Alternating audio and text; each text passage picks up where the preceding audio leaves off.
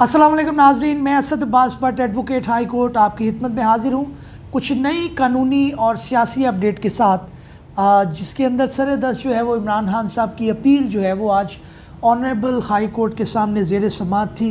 उसके अंदर क्या हवाल हुआ, क्या उसके अंदर जो है वो डायलॉग एक्सचेंज हुए between the court and different lawyers जो कि इलेक्शन कमीशन के थे और जो कि पीटीआई चेयरमैन इमरान खान साहब के थे, उसके अंदर क्या मुकालमा हुआ, उसके अंदर क्या तारीख पड़ी, उसकी बात करेंगे। और दूसरा आरिफ अलवी को लेकर जो प्रेसिडेंशियल अभी एक कंट्रोवर्सी है वो भी चल रही है। उसके अंदर दोनों आर्मी एक्ट और दूसरा जो लॉ था ऑफिशियल सीक्रेट एक्ट, दोनों को जो है वो ऑनरेबल सुप्रीम कोर्ट के आगे चैलेंज कर दिया गया है। उसकी क्या फेट हो सकती है, क्या जो है वो आरिफ अलवी जो है उनको रिज़ाइन करने का आइनी तौर पर या कानूनी तौर पर कहा जा सकता है, दूसरी बात उस पर करेंगे। और तीसरी ये करेंगे कि जनाब इंट्रा कोर्ट अपील भी आज एक फ़ाइल हुई है जिसके अंदर समाअत हुई है, जो कि शहरयार अफरीदी और शानदाना गुल जो है उसके मुतल्लिक समाअत थी। आपको याद होगा कि दोनों को जब बेल ग्रांट की गई तो उसके अंदर जो डिप्टी कमिश्नर थे उनको शोकाज नोटिस किया गया था, उनके ऊपर तौहीन अदालत की कार्रवाई थी, उसको लेकर उन्होंने उसकी एक अपील फ़ाइल की जिसे इंट्रा कोर्ट अपील कहते हैं। तो ये चीदा चीदा ख़बरें हैं जिनको हम डिस्कस करेंगे। तो आइए पहली बात करते हैं इमरान खान साहब की अपील की। एक तो मैं आपको ये बताता चलूँ कि आज उसके अंदर जो एक अपील है, इसके अलावा एक अपील ऑनरेबल सुप्रीम कोर्ट के सामने भी पेंडिंग है। वो अपील उस ऑर्डर की है जो इस्लामाबाद हाई कोर्ट ने एक ऑर्डर फरमाया था कि जनाब जो है वो इमरान खान साहब की जो लॉयर हैं उनको सुना जाए, उनको तफसीली तौर पर उनको सुना जाए और एक रीज़निंग दी जाए। उसके बाद जो है वो जो सेशन कोर्ट है अदालत इस्लामाबाद की वो फ़ैसला दी। और उसके अंदर उन्होंने ट्रांसफ़र करने का जो ऑर्डर था कि जनाब इनसे हम नहीं सुनवाना चाहते, एक जो पर्टिकुलर जज हैं आप उनको छोड़कर किसी दूसरे जज को ये ट्रांसफ़र कर दें, वो फ़ैसला जो था उसको असेल किया था पीटीआई की टीम ने सुप्रीम कोर्ट के अंदर, जो कल के लिए ज़ेर समाअत है। इसका एक लिंक है वो मैं आपको भी बताता हूँ कि आज जो समाअत हुई है उसके साथ इसका क्या लिंक है। और एक बड़ी एक बात हुई कोर्ट के अंदर, इस्लामाबाद कोर्ट के अंदर, कि जिससे पता चल गया कि आज ऑनरेबल जो चीफ़ जस्टिस हैं और उनके साथ जो हमारे दूसरे ऑनरेबल जज हैं जो इस केस की समाअत कर रहे थे कि जनाब आज इमरान खान साहब को जो है वो आज़ादी नहीं मिलेगी, आज उनको रिलीफ़ जो एक कहा जा रहा था कि जनाब उनको छुड़वा लिया जाएगा फौरी तौर पर, वो नहीं मिलेगा। ये पहले ये यहाँ हो गया था। उसकी मैं आपको जो है वो बताता हूँ उसकी तफसील क्या है। बेसिकली जब पेश हुए जो पीटीआई चेयरमैन के जो लॉयर थे, जिसके अंदर लतीफ़ खोसा साहब थे और उसके अलावा जो है वो सलमान अकरम राजा और फिर उनके दूसरे लॉयर्स की टीम थी, तो उन्होंने जब बात की कि जनाब उनको जेल के अंदर कोई जो है मुलाकात नहीं करने दी जा रही लॉयर्स की टीम से, और सीनियर जो लॉयर्स हैं उनको तो बिल्कुल जो है वो मिलने नहीं दिया जा रहा, उनको फैसिलिटीज़ नहीं दी जा रही, चंद एक वकला को अलाउ किया जाता है। फिर उनके जो है वो बैरक जहाँ पे है उसके सामने कैमरा लगा हुआ है, अंदर उनको जो बुनियादी इंसानी सहूलियात हैं वो भी अवेलेबल नहीं है। तो इसके अंदर ऑनरेबल चीफ जस्टिस ने ये कहा कि जनाब इसके ऊपर मैं एक्शन लेता हूँ, मैं नोटिस करता हूँ कि ये भी एक पटिशन आपको पता है ज़ेर समाअत थी। तो जब उन्होंने इस नोटिस की बात की और इसके अंदर जो है वो जवाब तलबी की बात की, तो वहाँ से यहाँ हो गया कि ऑनरेबल जो चीफ जस्टिस हैं वो आज शायद उनको नहीं छोड़ेंगे, क्योंकि ज़ाहिर है जब बंदा एक जेल के अंदर है तो अभी उसको ना छोड़ना, अगर छोड़ना होता तो वो इस पटिशन को कहते हैं कि ठीक है इसका बाद में फ़ैसला करते हैं। तो यहाँ से क्लियर हो गया कि आज जो है वो इमरान खान साहब को रिलीफ़ नहीं मिलेगा, आज वो नहीं छूटेंगे। तो ये एक बात हुई। दूसरा उन्होंने मुकालमा किया जो इलेक्शन कमीशन के लॉयर हैं अमजद परवेज़ साहब, क्रिमिनल लॉ के बड़ा माने ग्राम्य लॉयर हैं, तो उनसे उन्होंने मुकालमा किया कि जनाब आप बताएं कि आपने जो है वो 15 दिन के बाद हमने एक फ़िक्स की थी, तो आप मज़ीद टाइम क्यों चाह रहे हैं, क्योंकि अमजद परवेज़ साहब की ये रिक्वायरमेंट थी कि जनाब उनको 2 हफ़्ते का टाइम दिया जाए, क्योंकि अभी भी उनको जो केस का मुसद्दका रिकॉर्ड है वो अवेलेबल नहीं हो सका।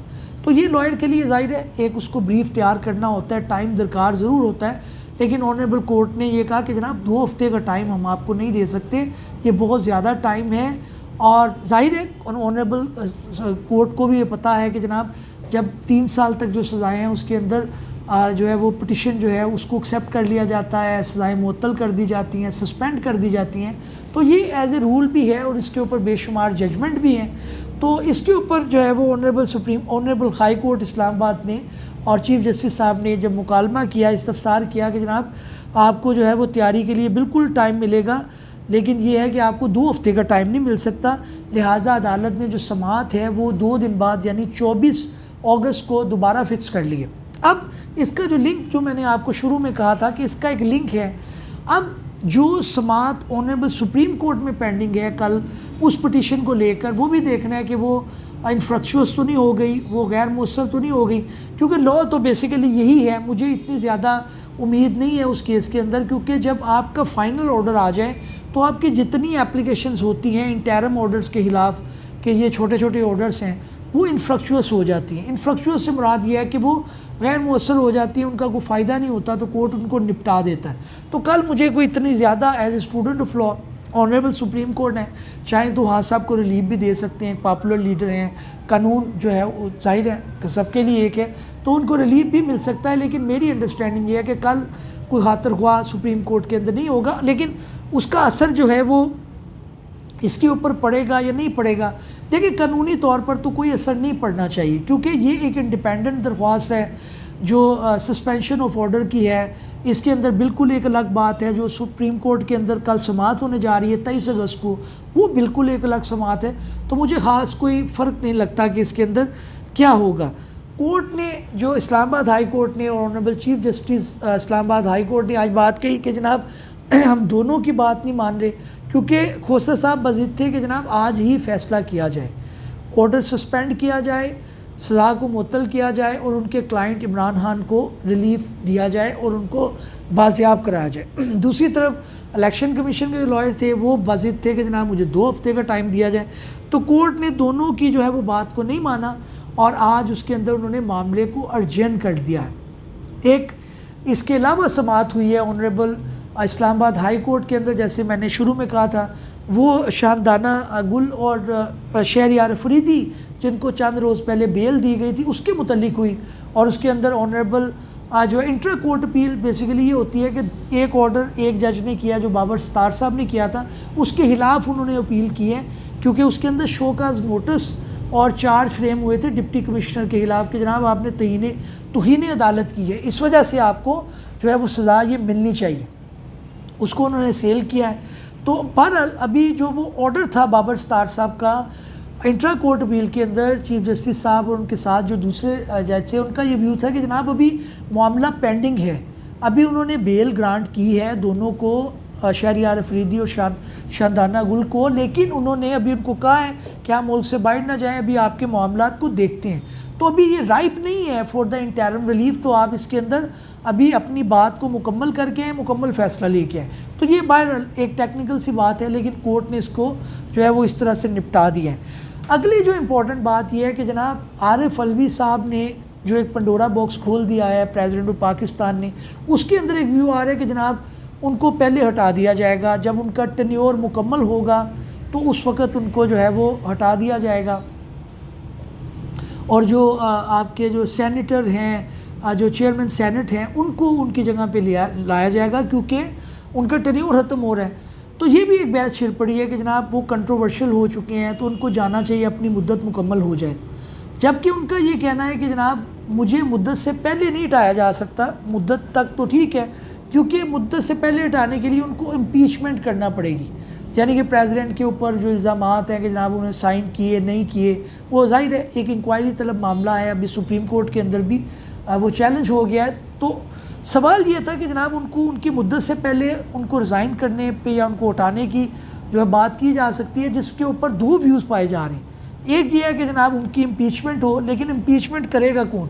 उनके जो इलेक्टोरल बॉडीज़ हैं वो आपकी जो है वो प्रोविंशियल असम्बलीज़ होती हैं, 2 सूबों की है नहीं, उसके इंटरम गवर्नमेंट है, और जो आपकी सेंट्रल गवर्नमेंट है वो भी आपकी जो है निगरान हुकूमत है। तो इसलिए उनका इलेक्टोरल बोर्ड जो है वो नहीं है जिसके ज़रिए उनको इम्पीचमेंट की जाए, लिहाजा जो है वो उनको उनकी मुद्दत से पहले नहीं हटाया जा सकता, उनको बरकरार रखना पड़ेगा। हाँ, जब मुद्दत मुकम्मल करते हैं तो फिर जाहिर है जो चेयरमैन सेनेट है वो उनको रिप्लेस कर लेंगे, लेकिन वो भी मार्च के अंदर जा रहे हैं। तो बहुत सारे खाने अभी खाली हैं जो आइनी तौर पर फिल होने बाकी हैं, ये आने वाला वक्त बताएगा।